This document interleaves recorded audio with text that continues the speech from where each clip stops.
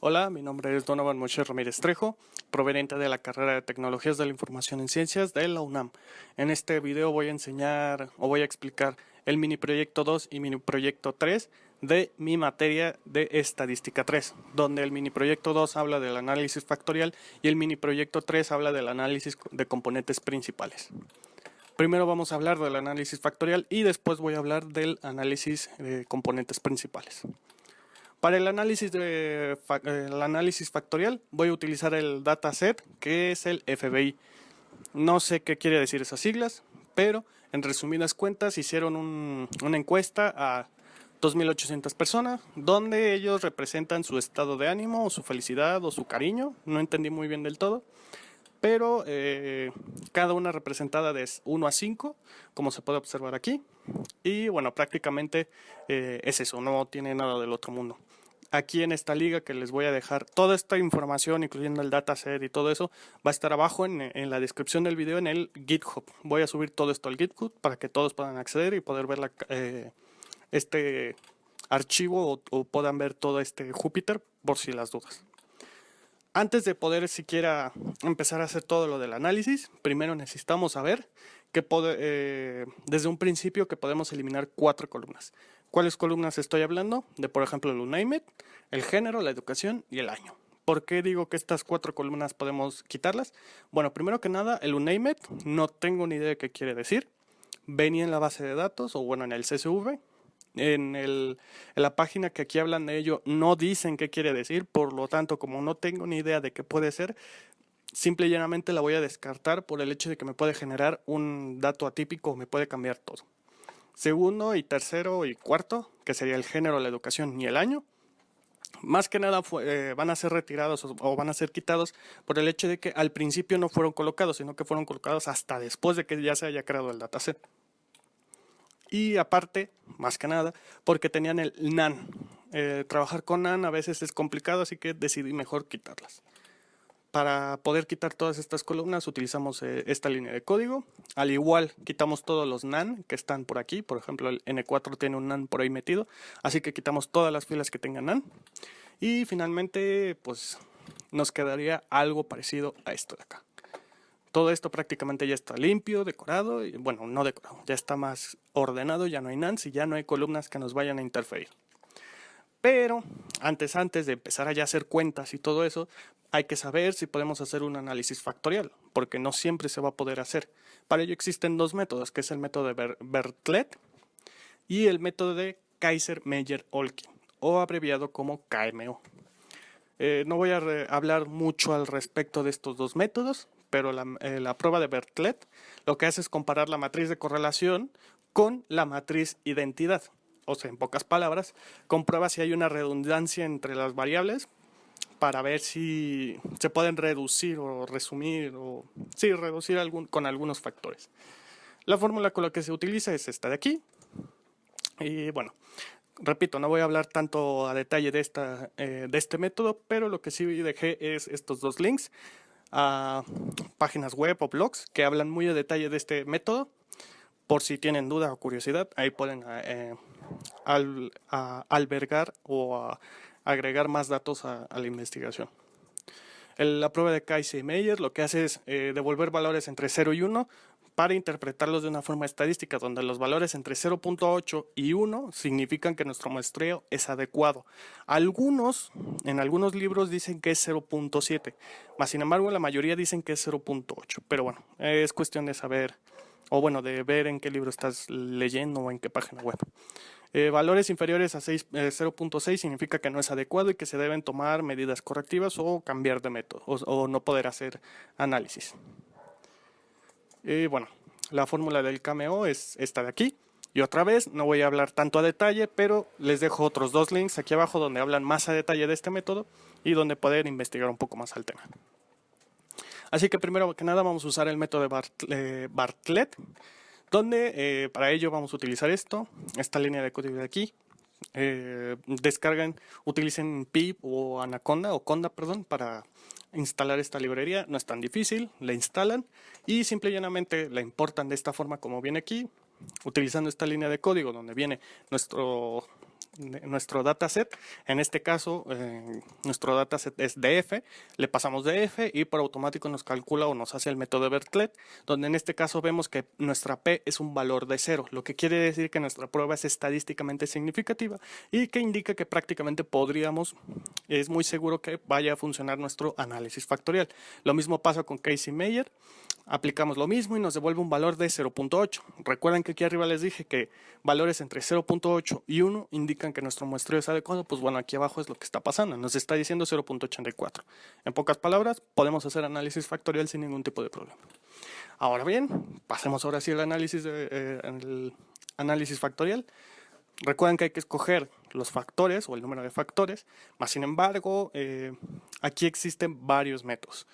2 de ellos son más modernos y dos son un poco más antiguos, más sin embargo los modernos no se están usando tanto, pero más que nada es porque son, entre comillas, vaya la redundancia, nuevos y todavía le hace falta investigar un poco a la gente para saber si son viables o no son viables. En este dataset vamos a usar el método de Kaiser Criterion y Scriptplot. Si quieren ver todos estos métodos, aquí en Wikipedia se los dejo. Ahí hablan un poco más a detalle de todos y de estos 4 métodos que les estoy hablando y también dejan links para que ustedes puedan ir a verlos. No voy a hablar tanto en detalle, simple y llanamente vamos a usar estos dos, Kaiser Criterion y el Scriptplot. Así que primero que nada vamos a utilizar el Kaiser Criterion. Para ello es tan fácil como las importaciones que habíamos hecho arriba, volverlas a llamar. Ponerle set params, en este caso vamos a definir 25 como nuestro número de factor que corresponden a las 25 columnas que tiene nuestro dataset aquí arriba. Recuerden, aquí abajo está, 5 por 25, nuestras 25 columnas, en este caso las vamos a agregar aquí, ¿ok? La rotación por ahora no es necesaria, simplemente lo ejecutamos y aquí es importante ver cuáles datos son significativos. En este caso significativo podremos decir que son mayores a 1, por lo tanto de todos los datos que tenemos aquí solamente 2, 3, 4, 5, 6 de ellos solamente son significativos. Y eso quiere decir que nuestro número de factores tiene que ser 6 o aproximadamente 6. Eso es utilizando el Kaiser Criterion. Si utilizamos el Scriptplot, podemos observar que aquí podemos, en una forma de plotear o visualizar en una imagen, podemos ver cómo va decayendo y si ven esta imagen de aquí, les recordará al método del codo, que de hecho lo pueden observar aquí. Este es el método del codo en el cual consiste donde hay un salto grande, un salto abrupto, ese es nuestra K. Por ejemplo, en el caso de aquí, nuestra K sería 3. En el ejemplo de aquí, nuestra K sería 2, creo, o 3.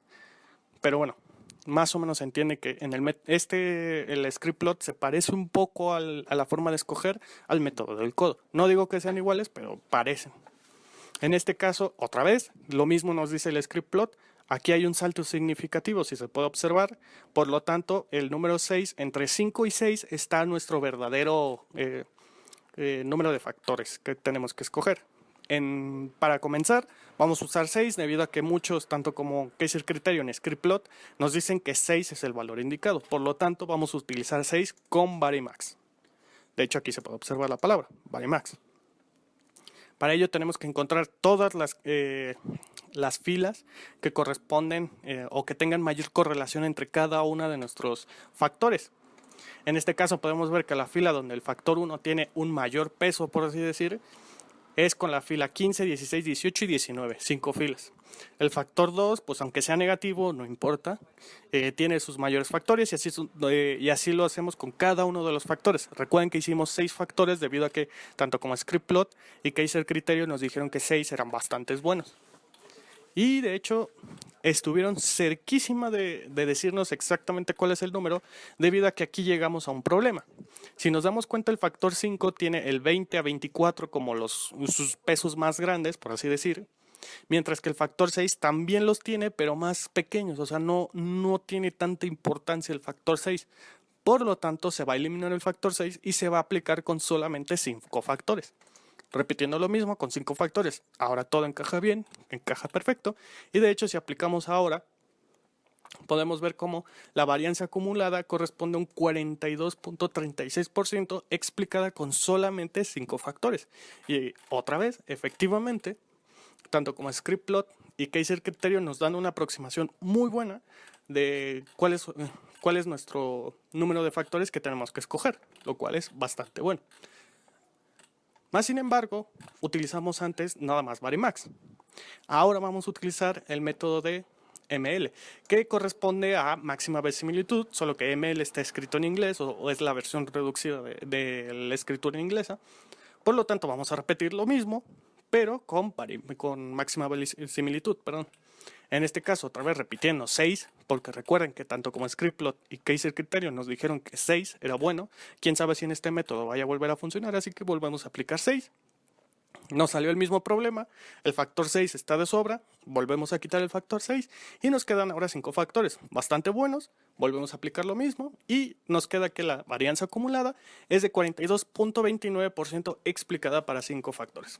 Así que prácticamente lo que nos están diciendo es que con 5 factores ya se está explicando casi la mitad de todos los datos, por lo tanto es un buen valor y esto prácticamente es análisis factorial. Repito, todo esto va a estar abajo en el GitHub para que puedan verlo, puedan ejecutarlo, inclusive el dataset y todo lo que ustedes quieran. Bueno, una vez hecho eso, vamos a pasar a lo que sería el análisis de componentes principales. Para el análisis de componentes principales decidí utilizar otro dataset debido a que este de acá pues ya fue usado para el análisis factorial y se sabe que sí sirve para el análisis factorial. Por lo tanto, decidí utilizar otro dataset, busqué por ahí y encontré que sklearn tiene lo que es cáncer, permite detectar como células cancerígenas o algo por el estilo. Realmente yo no estudio mucho de biología, pero tiene este dataset que nos va a ayudar para, en este caso, poder aplicar el análisis de componentes principales. Simple y llanamente importamos las líneas importamos las librerías que vienen aquí. Las cargamos el dataset con esta línea de código, agregamos la etiqueta Y, que corresponde más que nada a saber qué tipo de cáncer corresponden, o no sé, la verdad no entiendo muy bien este dataset, pero corresponden a un tipo de cáncer.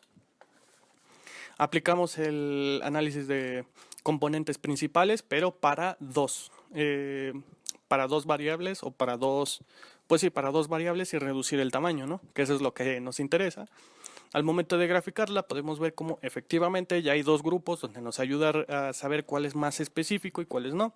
Sin embargo, esto es porque estamos en 2 dimensiones. Realmente serían 31 dimensiones, pero nosotros no podemos ver esas 31 dimensiones y el análisis de componentes principales trata de explicar esas 31 dimensiones lo mejor posible en 2. Pero eso no quiere decir que no podamos hacerlo en 3 dimensiones, donde en este caso aquí están las 3 dimensiones.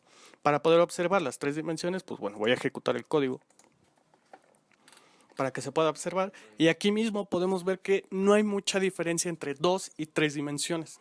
Quizás hay en 4 o 5 dimensiones, pero lamentablemente no somos capaces de observarlas. Aquí está. Si nos ponemos a observar y si somos un poco más detallados, si levantamos toda esta imagen por aquí arriba, se puede ver cómo es exactamente pero quitada el eje Z. De hecho, si nos damos cuenta, tanto como este punto de aquí y estos dos corresponden a estos dos, pero si ahora implementamos el eje Z, podemos observar que son datos atípicos. Así que realmente estos datos atípicos podríamos considerarlos en quitarlos o no, quién sabe, quizás sí sean importantes y sean mejor dejarlos, pero por ahora simplemente viendo con una dimensión extra podemos observar que estos dos datos atípicos lo más probable es que sean eliminados a un futuro. Y bueno, gracias a esto podemos visualizar muchísimo mejor y entender muchísimo mejor nuestros datos con el análisis de componentes principales. Así que espero que les haya gustado. Este es mis mini proyectos 2 y 3. Repito, por última ocasión, todo va a estar abajo en la descripción, en mi GitHub, para que puedan observar y ejecutar todo. Muchas gracias.